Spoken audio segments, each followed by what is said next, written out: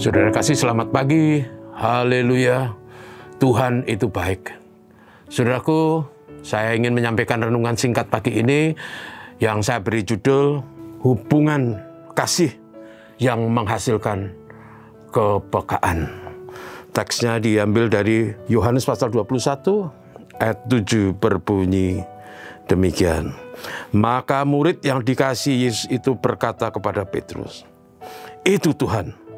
Ketika Petrus mendengar bahwa itu adalah Tuhan, maka ia mengenakan pakaiannya sebab ia tidak berpakaian, lalu terjun ke dalam danau. Saudaraku, teks atau ayat yang saya baca tadi itu diambil dari satu penggalan kisah pada waktu Tuhan Yesus setelah Tuhan bangkit dari antara orang mati, lalu di suatu hari murid-murid pergi menangkap ikan di Danau Galilea.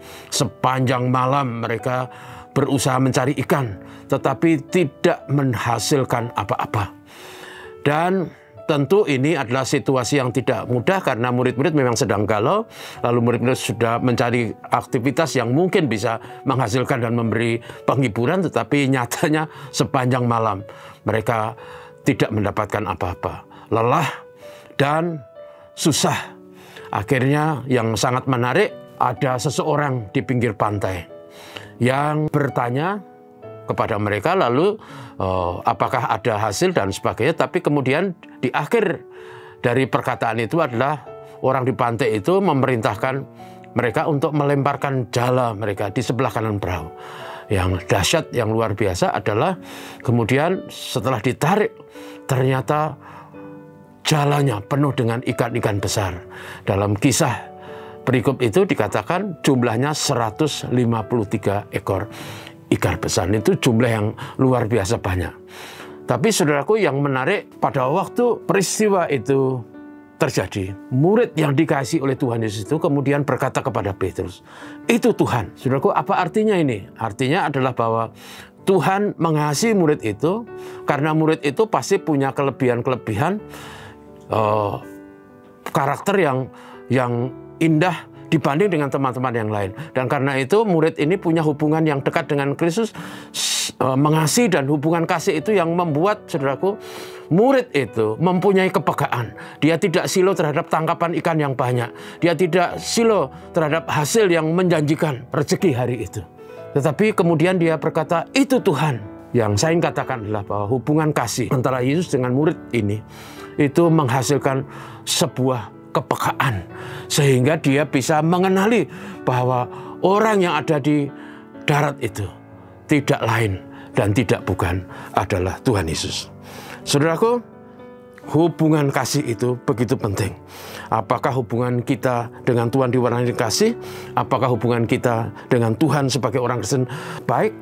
Atau hubungan kita dengan Tuhan terlalu kering, tidak ada kasih, tidak ada kedekatan? Saudaraku, kalau hubungan seseorang dengan Tuhannya baik, salah satu yang pasti dihasilkan adalah apa yang namanya kepekaan. Dia bisa mengenali kehadiran Tuhan, dia bisa mengenali kuasa Tuhan, dia bisa mengenali kasih Tuhan, dia bisa mengenali dan mensyukuri berkat Tuhan. Itulah yang terjadi, saudaraku. Itu alasannya murid yang dikasih, yang punya relasi bagus dengan Yesus itu, pada waktu jala ditarik dan ada banyak ikan, dia langsung mengenali bahwa pribadi yang di pantai itu adalah Tuhan. Saudaraku, orang yang mengasihi Tuhan dan punya hubungan baik dengan Tuhan dalam hidup ini juga sama. Kadangkala kita tidak bisa mengenali kasih Tuhan, kita bisa mengenali Tuhan dalam arti spiritual. Apakah Tuhan itu mengasihi saya? Apakah Tuhan itu peduli terhadap saya? Apakah Tuhan itu mendengar seru dan doa saya? Kadangkala kita bertanya-tanya. Tapi saudaraku, kalau kita punya hubungan kasih dengan Tuhan, pasti kita akan bisa mengerti bahwa kalau ada rezeki, kalau ada berkat, kalau ada sesuatu yang indah, kami tahu bahwa itu karena Tuhan.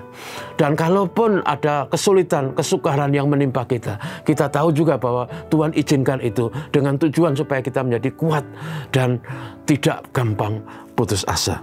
Saudaraku, karena itu pada waktu Tuhan bertanya kepada Simon Petrus, pertanyaannya itu sangat menarik.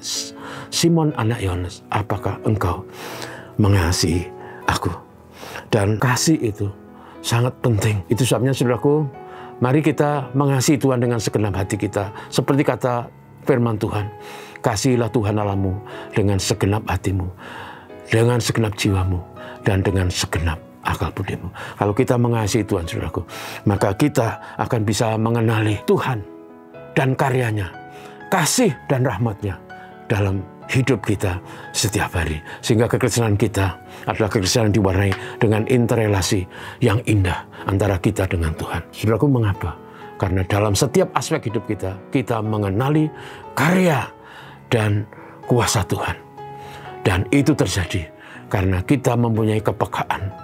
Kepekaan yang timbul karena kita mengasihi Tuhan dan melakukan firman Tuhan.